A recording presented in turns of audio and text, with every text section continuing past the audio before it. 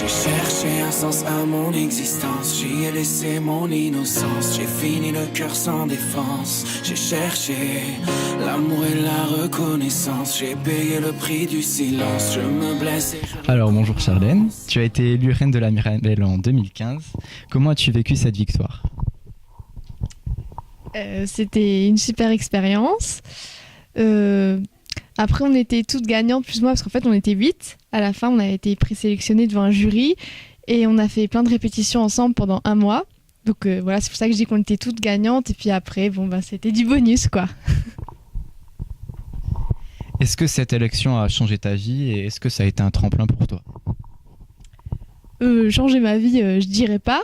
Mais après, c'est sûr que comme on est ambassadrice de la ville pendant un an, on est amené à prendre la parole plusieurs fois. Donc forcément, ça fait du bien après pour plus tard, pour les entretiens ou quand il faut prendre la parole. Donc sur le point-là, oui, ça fait évoluer. Mais après, changer, je dirais pas.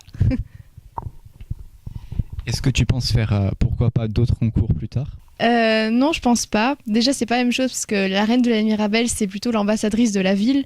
Déjà, il n'y a pas de critères de taille ni de poids et ça va jusqu'à 30 ans. Donc, c'est totalement différent des autres concours de beauté. Et non, je pense pas. J'ai déjà un emploi du temps bien chargé. Donc, on va s'arrêter là. Alors, on va le rappeler, tu as été élève au lycée de Romba. Dans quelle section étais-tu ? Alors, j'étais en S. Et section européenne, allemand. Et qu'est-ce que tu retiens du lycée aujourd'hui ? Des bons souvenirs. Non, c'était chouette. J'aimais bien le lycée de Romba. Ça me manque un peu d'ailleurs parfois. Ça me fait tout bizarre de revenir aujourd'hui. D'ailleurs, ça fait 4 ans déjà. Non, c'était bien.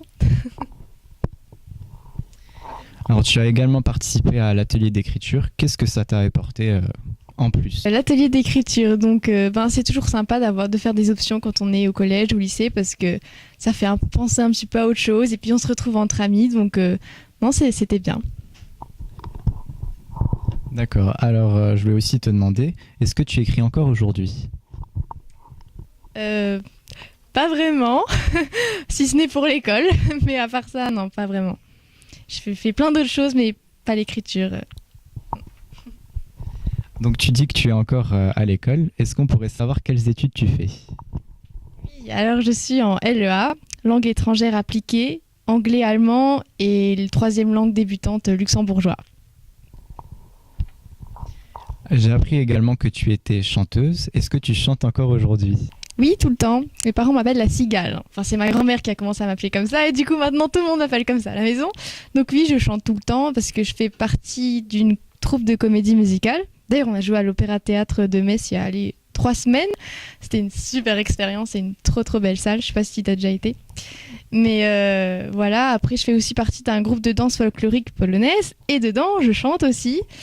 Et puis en plus, je fais des petits concours comme ça pour monter sur scène de temps en temps. Donc oui, je chante beaucoup. Alors, dernière petite question. Cette année, le CVL organise une nouvelle édition du bal de promo. Est-ce que ça te dirait d'intervenir pendant le bal de promo et de pourquoi pas chanter ? Oui, pourquoi pas. C'est toujours une occasion de chanter. En plus, maintenant, je suis en vacances. Donc normalement, j'ai rien de prévu. Donc si on me demande, pourquoi pas. D'accord. Eh bien, on te remercie, Charlène, pour ce temps que tu as pris pour cette interview. Et puis, on se souhaite plein de bonnes choses pour la suite. Voilà.